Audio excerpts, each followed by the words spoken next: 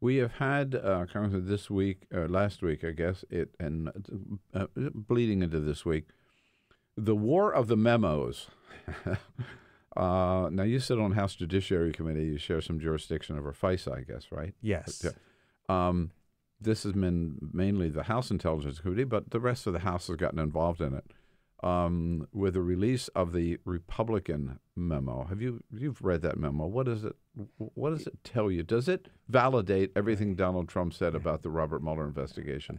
Not at all. And the reason you know that is even Republicans are saying it doesn't discredit the Mueller investigation. So Republican chair of the House Oversight Committee, Trey Gowdy, was very clear. He said nothing in this Nunes memo discredits Special Counsel Mueller's investigation.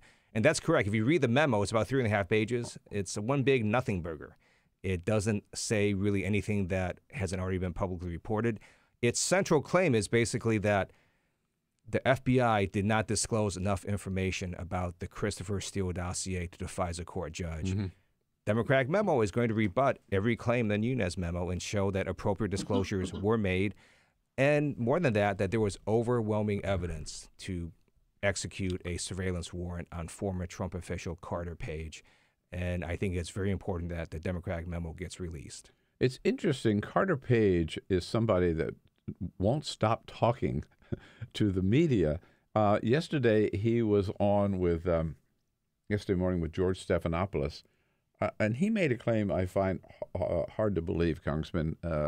Here he is. He says he has never had any communication at all with Donald Trump. Here he is. I never spoke with him since. I never spoke with him any time in my life. You've never spoken to Donald Trump in your life? Nope. No email, no text, nothing like that? Never. That's pretty definitive. I mean, that's awfully definitive.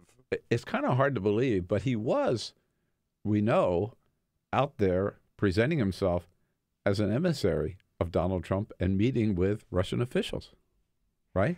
That's the point. Well, let's first of all take a step back. Multiple former Trump campaign officials have lied about their contacts with the Russians and their contacts with other individuals. Good point. Yes. So it's up to you whether you want to believe Carter Page or not. Now, keep in mind the public reporting is that earlier he was an informal advisor to the Kremlin. This is a person for which really there was just overwhelming evidence to execute a surveillance warrant on him.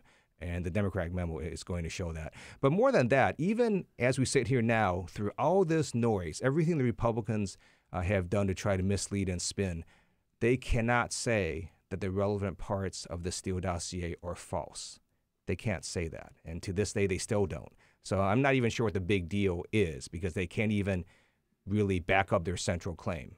And certainly the FBI believed enough of what was real that they didn't rely on that exclusively, but they, given their past history with Carter Page, back in 2013, they first put him under surveillance because of, as you said, he was with all of his ties to the Kremlin, that when he pops up again and Christopher Steele comes to them, they take it very they certainly took the Steele dossier very seriously, the FBI. They did, but keep in mind, even the Nunes memo says that the FBI started their investigation before that. Totally. So the Yes. FBI investigation into Trump and Russia had nothing to do with the Steele dossier. It had already started back, it was George Papadopoulos that triggered it. Right. Based on a Nunes memo, that Okay. is correct. So that memo now is out there, and as you pointed out, even Trey Gowdy, who helped write it, comes out and says, no, this doesn't derail Robert Mueller. It doesn't discredit him. It doesn't Correct. mean the investigation should cease. It's not just a political partisan witch hunt. Now there's the Democratic memo. Have you had a chance to read that? I have. I've read it multiple times. And keep in mind, the Judiciary Committee, not only do we have jurisdiction over FISA, we also have jurisdiction over the FBI and the Department of Justice as well. Okay.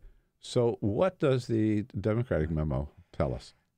Can you tell us what it tells us? When it gets released and people read through it, there's at least three conclusions anyone who's rational will come to. One is that Chairman Devin Nunes and Donald Trump are intentionally trying to mislead the American public. Second, there was overwhelming evidence to execute a surveillance warrant on Carter Page. And third, you're going to be proud of the actions of the FBI and the Department of Justice. They did nothing wrong in this case.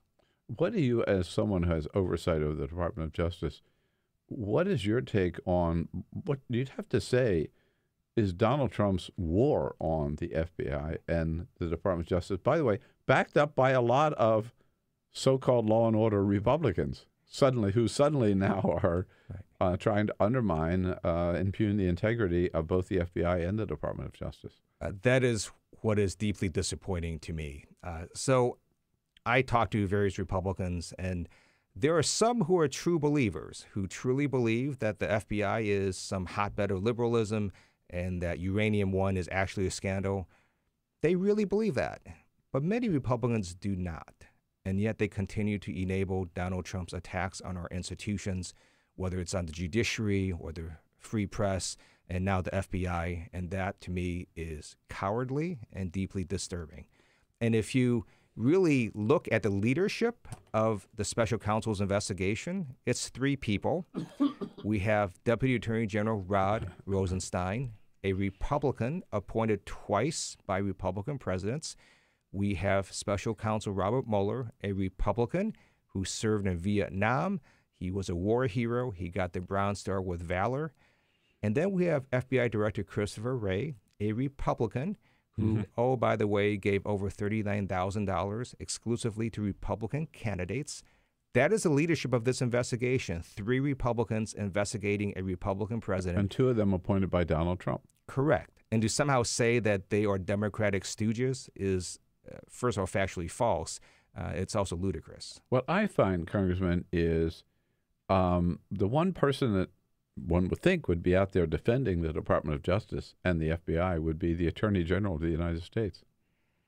I don't, as you know, think very much of the Attorney General of the United States. So it doesn't surprise me that he is not defending his department, and I think history will not be kind to him.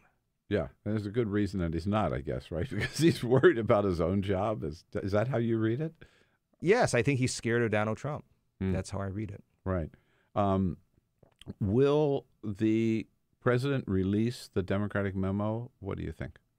I hope he does. Let's say he doesn't. What does that tell you? What is he trying to hide? I think it would be remarkably damaging to the presidency if he were to not release it and to not let the American public see the truth. But you also say it would be damaging to his case if the American people reads it, perhaps at any rate, if they read it. Yes, he actually does lose either way. Having read both memos, you know, some people say, oh, Donald Trump and the Republicans are playing some sort of 12-dimensional chess. No, they're not even playing checkers, because it's very clear to me that it would have been far better for them to have no memos released than to have both memos released. Yeah. I want to come back. You used a word that I think is so key in this whole debate, which is, in talking about some of your Republican colleagues in Congress, enable. That's what they really are, aren't they? I mean, they cannot distance themselves with Donald Trump when they either support some of his outrageous claims or just stay silent. That is correct. And there was a really good op-ed by a Republican, Mr. Gerson, in the Washington Post that talked exactly about this cowardly behavior. But keep in mind, there are some Republicans that are standing up to Donald Trump. They are also retiring. That tells you a lot. Yeah, it does, right. Bob Corker on occasion. Yes. Jeff Flake, right. Correct. They're both retiring. Yeah. Elena Ross-Layton, Congresswoman out of Florida, she's retiring. Charlie Dent out of Pennsylvania, every now and then makes some statements against Donald Trump. He's retiring. And so that tells you something. I got to tell you, if the cost of criticizing Donald Trump is to give up your job, it's probably worth it. Like, it's got to be pretty satisfying.